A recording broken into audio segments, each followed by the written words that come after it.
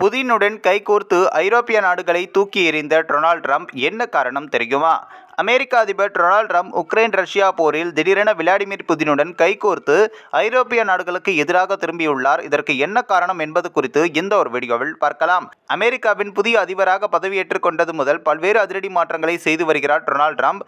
எதிர்பார்த்தது போல் கனடா, சீனா மற்றும் மெக்சிகோ பொருட்கள் மீது அதிக வரியை விதித்த ட்ரம்ப் யாரும் எதிர்பார்க்காத வகையில் இந்தியாவை மிகப்பெரிய வரி விதிப்பாளர் என்று நேரடியாகவே விமர்சித்தார். மேலும் இந்தியாவிடம் நெருக்கமாக இருக்கும் ட்ரம்ப் அமெரிக்காவில் சட்டவிரோதமாக குடியேறிய இந்தியர்களை கை கால்களில் விலங்கிட்டு தங்கள் நாட்டிலிருந்து வெளியேற்றி வருகிறார். நட்பு நாடுகள், பகை நாடுகள் என அனைவருக்கும் அடுத்தடுத்து அதிர்ச்சி அளித்து வரும் டொனால்ட் ட்ரம்ப் இப்போது ஐரோப்பிய நாடுகளுக்கு எதிராக தனது பார்வையை திருப்பியுள்ளார். ரஷ்யாவுக்கும் உக்ரைனுக்கும் இடையே கடந்த 2022ஆம் ஆண்டு பிப்ரவரி மாதம் முதல் சுமார் 3 ஆண்டுகளுக்கு மேலாக போர் நடந்து வருவது அனைவருக்கும் தெரியும். இந்த போரில் உக்ரைனுக்கு ஆதரவாக அமெரிக்கா தீவிரமாக களமிறங்கியது. உக்ரைனுக்கு பொருளாதார உதவி, ஆயுத உதவி செய்த அமெரிக்கா தங்களது இராணுவ வீரர்களையும் உக்ரைனுக்கு ஆதரவாக நிறுத்தியது.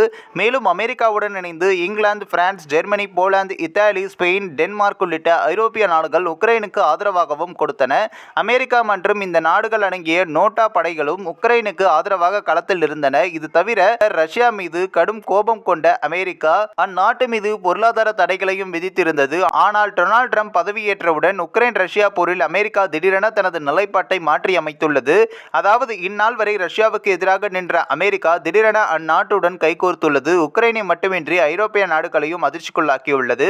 உக்ரைன் போரை முடிவுக்கு கொண்டு வருவது குறித்து ரஷ்ய அதிபர் விளாடிமிர் புதினுடன் அமைதி பேச்சுவார்த்தை நடத்த அமெரிக்க அதிபர் டொனால்ட் ட்ரம்ப் அதிரடியாக முடிவெடுத்தார். உக்ரைன் போர் தொடர்பாக சில நாட்களுக்கு முன்பு புதினும் ட்ரம்பின் போனில் பேசியிருந்த நிலையில் இந்த அதிரடி முடிவு எடுக்கப்பட்டுள்ளது.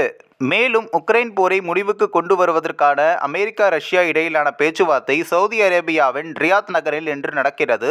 இந்த பேச்சுவார்த்தையில் இந்த இரு நாடுகளை சேர்ந்த வெளியுறவுத்துறை அமைச்சர்கள், அதிகாரிகள் பங்கேற்றனர்.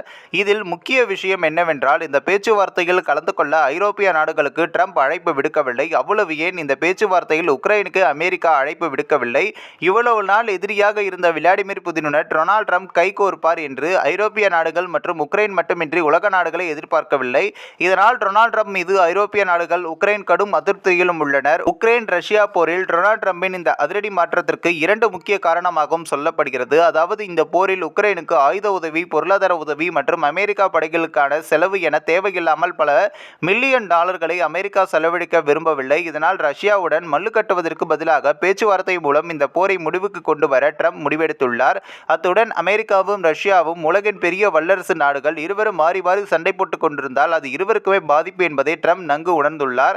இதனால் தான் எதிரியாக இருந்த புதினை தானாக முன்வந்து நண்பனாக மாற்றிக்கொண்டுள்ளார் ட்ரம்ப். இந்த பேச்சுவார்த்தையின் மூலம் போரையும் முடிவுக்கு கொண்டு வரவும் முடியும் மற்றும் ரஷ்யாவுடன் நெருக்கமாகி அமெரிக்கா வர்த்தகத்தையும் விரிவுபடுத்திக் கொள்ள முடியும் என ஒரே கல்லில் 2 மாங்காய் என அடிக்க ட்ரம்ப் முடிவு செய்துள்ளார்.